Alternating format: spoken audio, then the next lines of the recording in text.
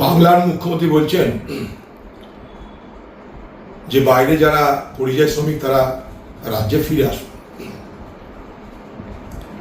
আমি বাংলার মুখ্যমন্ত্রী বলতে চাইব, পরিযায়ী শ্রমিকদের আপনার কি শুধু প্রয়োজন ভোটার হিসাবে, না তাদের জীবন জীবিকা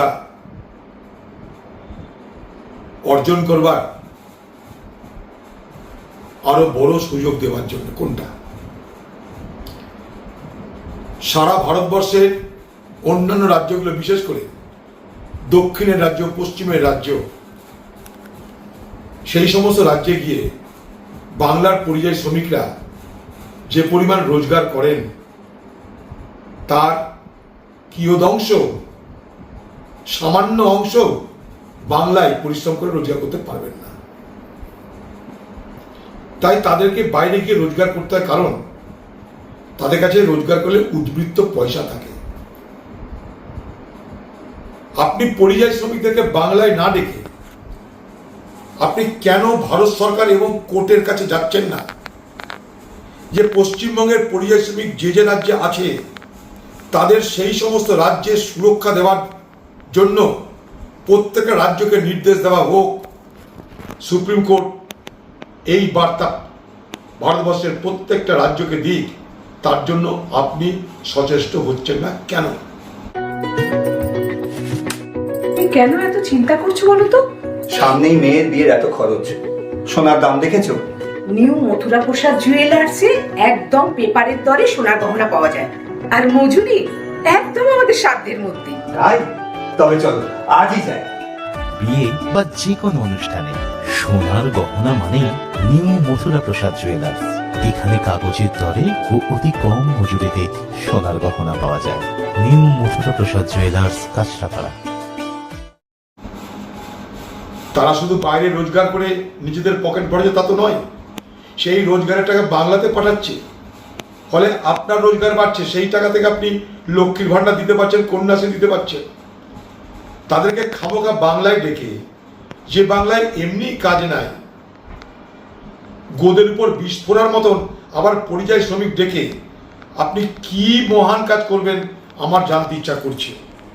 আমি বলবো যে পরিযায়ী শ্রমিক যেখানে যে রাজ্যে যেভাবে আছে সেখানে তাদেরকে থাকতে দিতে হবে, রাখতে দিতে হবে, রোজগার করার অধিকার দিতে হবে। এটা আমাদের দাবি। আমি আগেও বলেছি, আজও বলছি, কোনো রাজ্যে কোনো পরিযায়ী শ্রমিকের কোনো রকম অসুবিধা হলে দয়া করে আমাকে, আমি এমপি নই, আমি হেরেছি তাও বলছি, আমাকে আপনারা যোগাযোগ করুন। আমার মোবাইল নাম্বার আবার দিচ্ছি, 9868180498।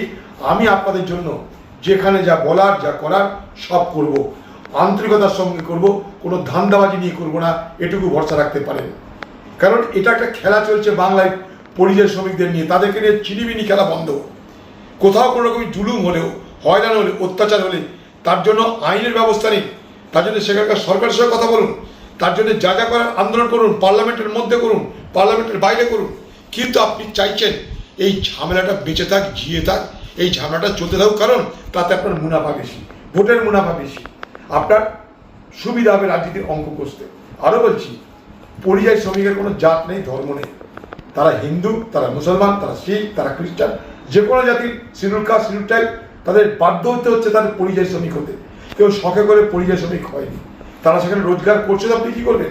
তাই তারা সেখানে ভালো হতে তারা আসতে চাইছে না, তারা রাজ্যে আসতে চাইছে না, রাজ্যে ছেড়ে তারা চলে গেছে শখে নয়, নিরুপায় নেই। সেই কথাটা মাথায় রেখে যে যেখানে আছে তাকে সেখানে রাখার সুনিশ্চিত ব্যবস্থা করতে হবে, সেখানে থেকে সুরক্ষা দেওয়ার ব্যবস্থা করতে হবে। এটাই আমাদের রাজ্যের মুখ্যমন্ত্রী করা উচিত, তার জন্য আন্দোলন করা উচিত, তার জন্য হাইকোর্ট, সুপ্রিম কোর্ট, দেশের সরকার সর্বত্র দৃষ্টি আকর্ষণ করবার চেষ্টা করা উচিত। এটাই আমাদের বক্তব্য। দেখুন, বাঙালির দুর্গাপুজো সে মমতা ব্যানার্জির জন্মের আগেও ছিল, মমতা ব্যানার্জির জন্মের পরেও ছিল, মমতা ব্যানার্জি যখন থাকবে না তখনও থাকবে, আমরা যখন কেউ থাকবো না এই জগতে তখনও দুর্গাপুজো থাকবে, তখনও বাঙালি শারদ উৎসব পালন করবে। কিন্তু পশ্চিমবঙ্গে দুর্গাপুজোর নামে যে দান ছত্র দেওয়ার ব্যবস্থা হচ্ছে তাতে কিন্তু পুজোর গরিমাটা নষ্ট হয়ে যাচ্ছে। যে স্বতঃস্ফূর্ত পুজোতে মানুষ অংশগ্রহণ করতো, সেখানে সরকারের একটা হস্তক্ষেপ চলে আসছে। পুজোর চাঁদা দেওয়া মানে কি? সেই প্যান্ডেলে মমতা ব্যানার্জির ছবি লাগাতে হবে, খোকাবাবুর ছবি লাগাতে হবে এবং তাদের জন্য জয়ধ্বনি দিতে হবে। তাহলে দুর্গাপুজোর দিনে দুর্গাপুজোর জয়ধ্বনি দিবেন, না আমাদের বাংলার মমতা ব্যানার্জির জন্য জয়ধ্বনি দিবেন, খোকাবাবুর জন্য জয়ধ্বনি দিবেন, সেটা চাঁদাওয়ালারা যারা চাঁদা নেবে তাদের কিন্তু ঠিক করতে হবে। এইভাবে কিন্তু সরকারি খাজনা থেকে চাঁদা দিয়ে দুর্গা পুজো যারা করছেন তাদেরকে খরিদ করার ব্যবস্থা হচ্ছে। অর্থাৎ দুর্গাপুজো মানে আপনি এখন খরিদের একটা উপকরণ। আপনার সেই দুর্গাপুজো খরিদ করবে কে? তৃণমূলের নেতারা। তারা ঠিক করবে কোন মণ্ডপ চাঁদা পাবে, কোন মণ্ডপ পাবে না।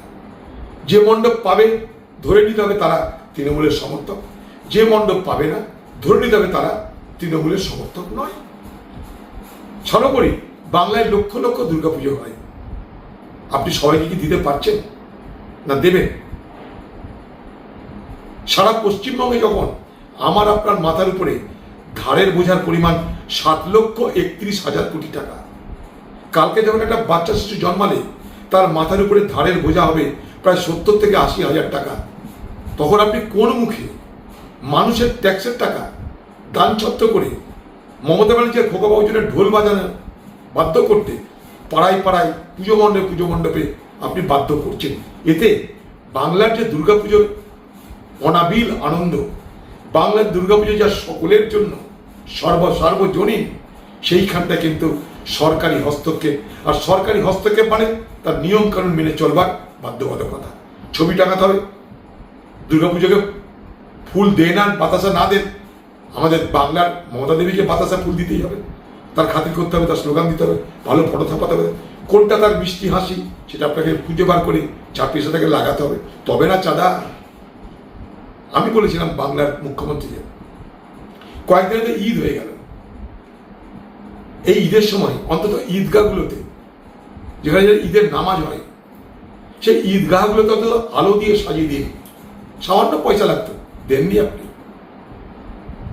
মুসলমান সমাজে যেটা পরব ঈদ, বকরিদ, তাদের ঈদগাহগুলোকে সাজিয়ে দেওয়ার কথা বলেছিলাম উপবাস করে থাকে তারা, তাদের মেয়েরা গোটা রাত ধরে রান্না বান্না করে, তাদের যেন বিদ্যুৎ যেন তাদের কখনো লোডশেডিং না হয় এবং তাদেরকে ওদের বিদ্যুতের বিল কম করে দেওয়া হয়।